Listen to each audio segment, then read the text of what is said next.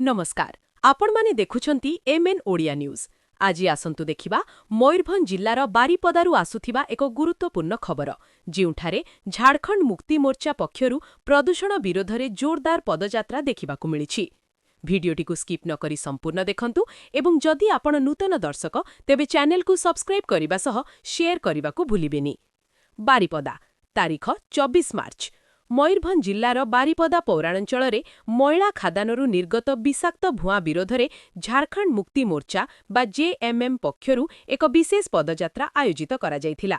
जिल्ला सभापति कृष्ण दासଙ୍କ नेतृत्वरे दरगाडीही गोळेईरु आरंभ होइथिबा एही पदयात्रा जिल्लापाळଙ୍କ कार्यालय पर्यंत पहुंचिथिला।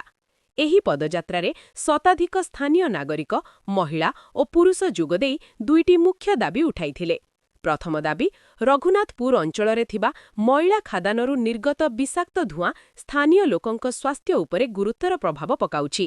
एहाकु तुरंत बंद करी सॉलिड वेस्ट मैनेजमेंट रूल्स 2016 अनुसारे व्यवस्था नेबाकु दाबी करा जाइछि।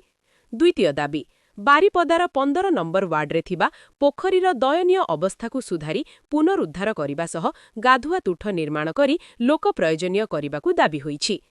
पदयात्रा परे जिल्लापाळ हेमकांत सयंक माध्यमरे मुख्यमंत्री मोहन चरण माझींकु एही दाबीपत्र प्रदान करा जाइछि। एही समयरे जिल्ला सभापति कृष्ण दास प्रश्न उठाई कहिथिले, साधारण गाड़ीर प्रदूषण पई जदि जरिमाना हुए तेबे एपड़ी बड़ मापर प्रदूषण पई किए जवाबदेही।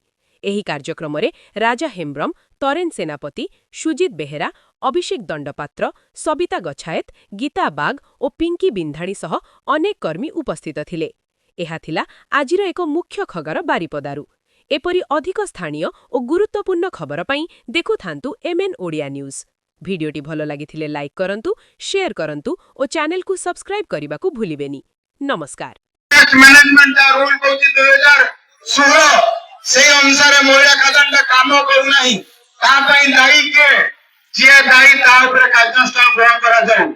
आपण माने जानंती जे 15 नंबर वार्ड रे गोटे पोखरी अछि जो पोखरी ऊपर सेठारे जो अंचलवासी अछंती गरीबवासी अछंती से माने निर्भरशील किंतु से उन्नतीकरण बाहर जो निम्न मानर काम है से काम भूसी पड़ी एवं तार पुनरुद्धार पई हमर दाबी विशेष आमे दाबी रखिबा से अंचलवासी हक अधिकार पई झारखंड मुक्ति मोर्चा आज आगे आपण मानकर सहयोग कामना करूची एवं आपण मानको सुझाव देवा पई चाहे आपण माने जेहेतु गणमाध्यम प्रतिनिधि माने एठी अछंती झारखंड मुक्ति मोर्चा तरफ आज 8म दिन रे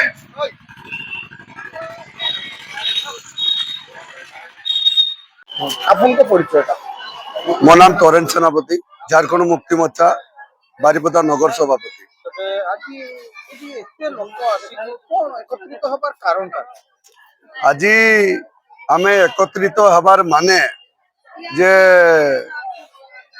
आज जो आमर मयला खादान जोटा कि सेटा गोटे हला प्रथम दाबी, द्वितीय दाबी हला पूर्णचंद्रपुर वार्ड नंबर 15 पोखरीटा।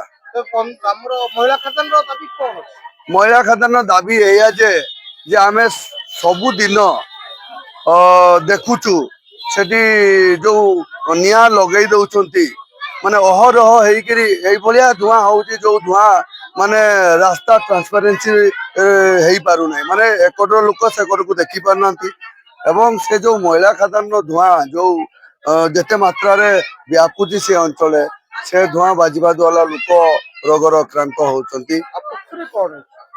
एवं पोखरी पूर्णचंद्रपुर वार्ड नंबर पोखरी पूर्व सरकार आज्ञा सेटा 5D काम होइतला जो 5D काम हवा द्वारा अति निम्न मानर काम होइतिबारु से पोखरी टी को वर्तमान भुसड़ी जाइछि वर्षे भी पूरी नाही। तेणु आमे आज झारखंड मुक्ति मोर्चा तरफ रु आज पूर्णचंद्रपुर वार्ड नंबर 15 जो बस्ती अच्छी हरिजन बस्ती अच्छी एवं आमर आउ झारखंड मुक्ति मोर्चार जो सदस्य माने अछंती आज आमे एकत्रित हेई दारगाड़ाई गोलाई ठारू आज आमे कलेक्टर ऑफिस को आसीचु दुई दफा दाबी नहीं कि जो दुई दफा दाबी रे अच्छी गोटे हला मयला खादान विषाक्त धुआं बंद करा जाऊ एवं सेकेंड दाबी हला पूर्णचंद्रपुर वार्ड नंबर 15 रे थिबा पोखरी को पुनरुद्धार कर जाऊ एवं ଯୋଉ ଆମର ପୋଖରୀଟିର ଦୁଇଟା ଗାଧୁଆ ତୁଠ ମଧ୍ୟ କରାଯାଉ। ବହୁତ ବହୁତ ଧନ୍ୟବାଦ। ପରିଚୟଟା ମୋ ନାଁ ରାଜା ହେମରମ, ଜିଲ୍ଲା ଉପସଭାପତି ଝାରଖଣ୍ଡ ମୁକ୍ତି ମୋର୍ଚ୍ଚା। ତେବେ ଆଜି ଆପଣଙ୍କର ଏଇ ଦଳ କାହିଁକି ଏଠି ଘେରାଉ କରିଛି? ଏ ଯୋଉ 15 ନମ୍ବର ୱାର୍ଡରେ ଯୋଉ ମଇଳା ଖଦାନଟା ଚାଲିଛି ଅଛି ସେଟା ଯୋଉ ପ୍ରବଳ ମାତ୍ରାରେ ଧୂଆଁ ବାହାରୁଛି, ସେଠି ଜନଜୀବନ ବହୁତ ହନ୍ତସନ୍ତ ହେଲେଣି ଲୋକ। ସେଇ ବାବଦରେ ଆଉ 15 ନମ୍ବର ୱାର୍ଡ ଯୋଉ ପୋଖରୀ ଅଛି ସେ ପୋଖରୀକୁ ପୁନରୁଦ୍ଧାର ଆଉ ଥରେ ରିନୋଭେସନ କରିବା ପାଇଁ ସେ ଦାବି ନେଇକି ଆମେ ଜିଲ୍ଲାପାଳ ପାଖକୁ ଆସିଥିଲୁ।